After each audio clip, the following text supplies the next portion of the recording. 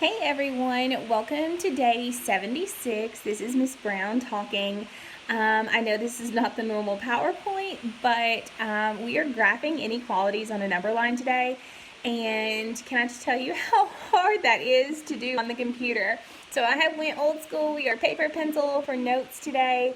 So as I am talking, go ahead and pause the video, get out you some paper and pencil, and get ready to take some notes with us, okay? All right, guys, let's get started. Like I said, looking at graphing inequalities.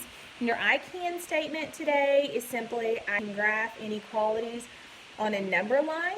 And so what we're going to be doing is taking what Miss Amy told us yesterday about all of those different inequality symbols, and we are going to be actually creating products from those. Okay, so we are going to be looking at a different way of writing those. Okay, so just as a quick review, I have the 4 inequality symbols written down here for you. If you do not have them handy from your notes from yesterday, make sure that you write those down. Okay, so we have the little Pac-Man mouth. If it opens up towards the right, and this is a less than symbol, it is telling you that anything before this symbol is less than whatever comes after. Okay? The next symbol we have is the greater than symbol. It opens to the left. It's greater than. This value would be greater than this value.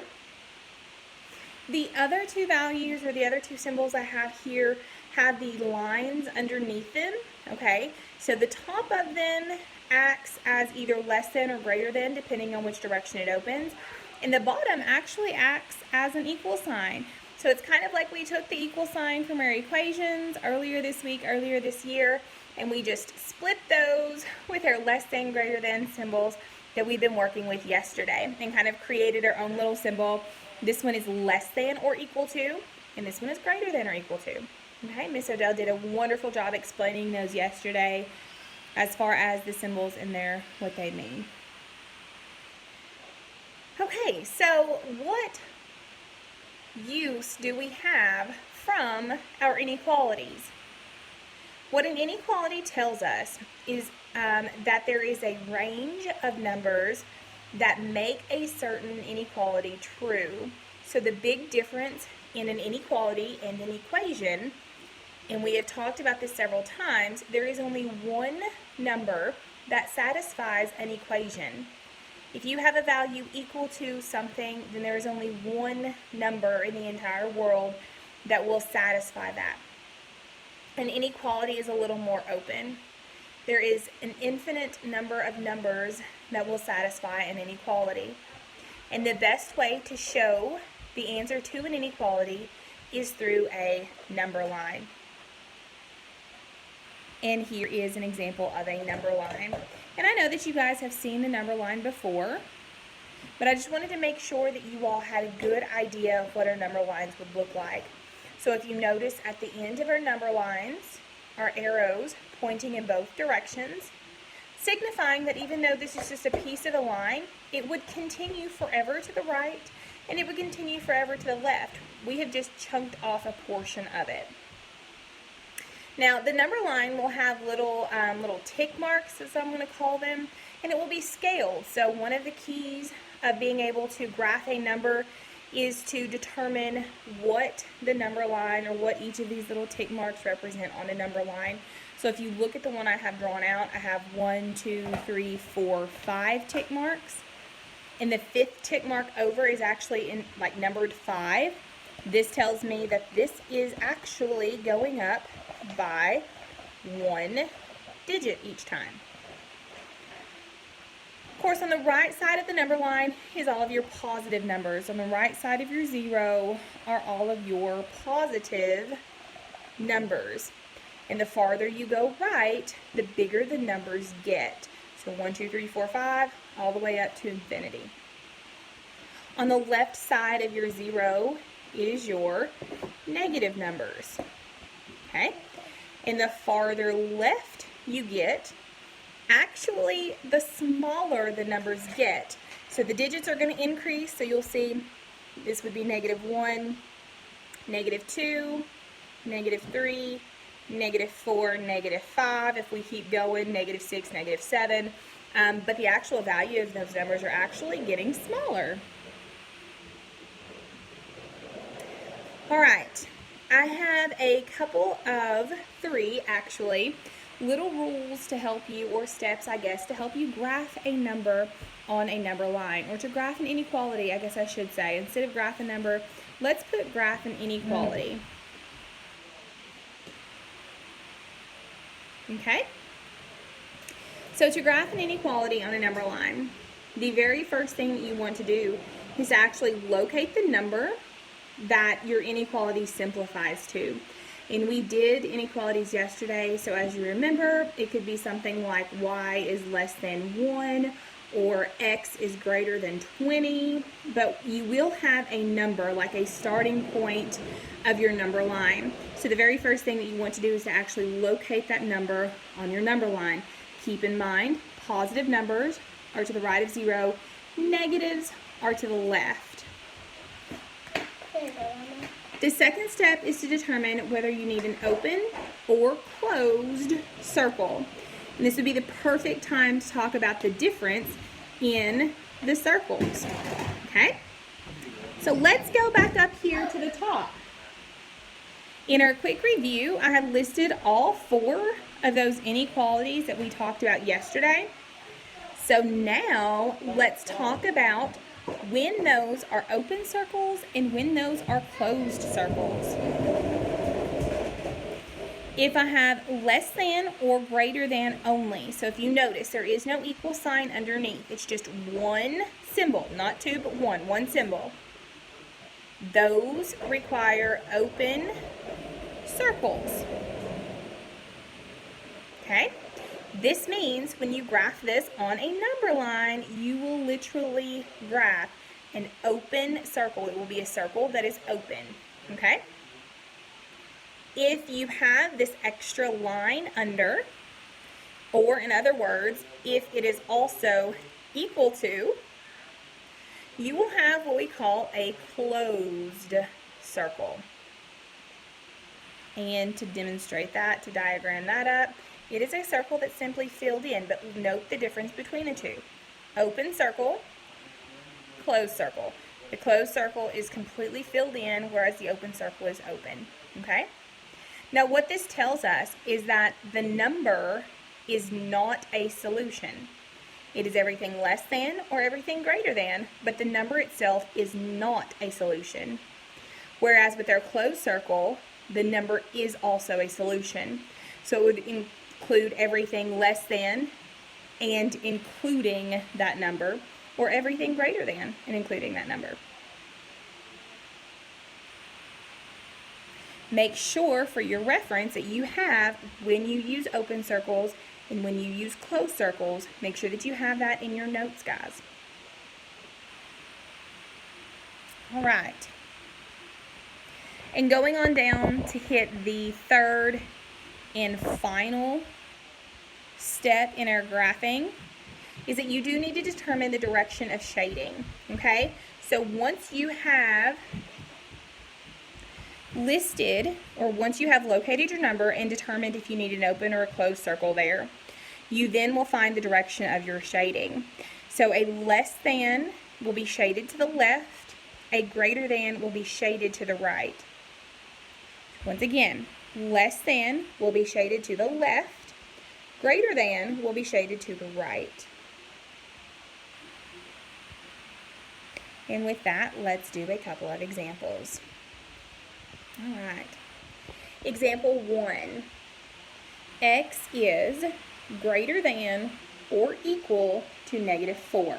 Okay, so I'm going to write this up here. I have the symbol written down, and I'm going to put greater / equal. Okay, so whenever you're taking notes, sometimes there's no need to write every single word down, but it's always good to write something to give yourself a little bit of a hint. So this tells me that it was greater than or equal to. Greater than or equal to. My first step was to locate the number. So on my number line, so this one is once again just in units of 1. So it goes all the way up to positive 5 to the right and negative 5 to the left. I'm looking for the negative 4. So once again, 1, negative 2, negative 3, negative 4. It falls 1 unit before or after, I'm not really sure depending on which way you're going, the negative 5. So I have located this number. Here is the number that I'm going to either use the open or the closed circle. Okay? Step 2 was determine what type of circle that I needed. The equal to meant that I need a closed circle. So at the negative 4, I'm not only drawing a circle, but I'm going to shade that circle in. And that is the difference. So I have a closed circle at negative 4. X is greater than negative 4. Greater than, remember, we shade to the right. So here is my negative 4, here is my circle, and from that circle I'm going to shade to the right. There's a couple of different ways of showing this. You could just simply draw a line over top of your number line with an arrow pointing to the direction that you're shading. You could actually literally shade, but once again you would need an arrow at the end because the inequality actually will never stop. So this solution tells you that negative 4 is a solution, as well as any number that's bigger than the negative 4, including positive 5,220. I don't know.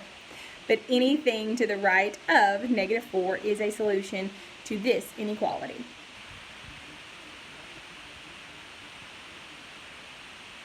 Okay, let's look at example 2.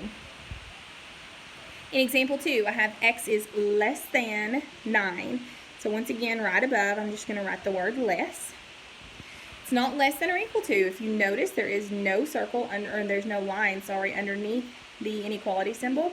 So it's strictly less than only.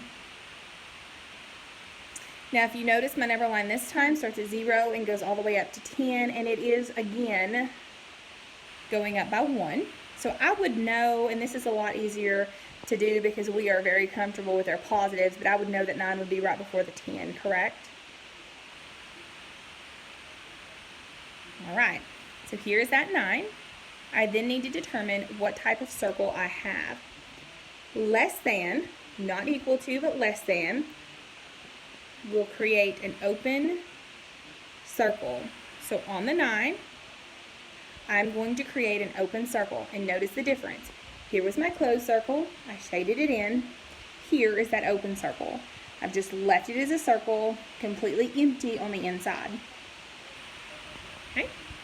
Less than, remember, less than is to the left. If x is less than, then it will be shaded to the left. So the left is going back this direction. Once again, you have a couple of different options for shading, but as long as you have the arrow here indicating that you are continuously shading left, you're catching every single number that is less than 9. So your solution set tells you you want every number less than 9. So if this is 9, 8 is less than 9, 7, 6, 5, 4, all of these numbers to the left are all less than 9. If you wanted a number greater than, that means you have to get bigger each time. So 0, 1, 2.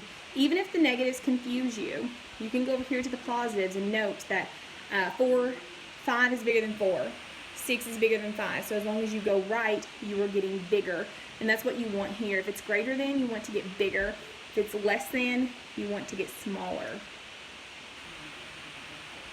All right, so let me give you a turn. So here's your turn. I want you to graph x is less than or equal to 3.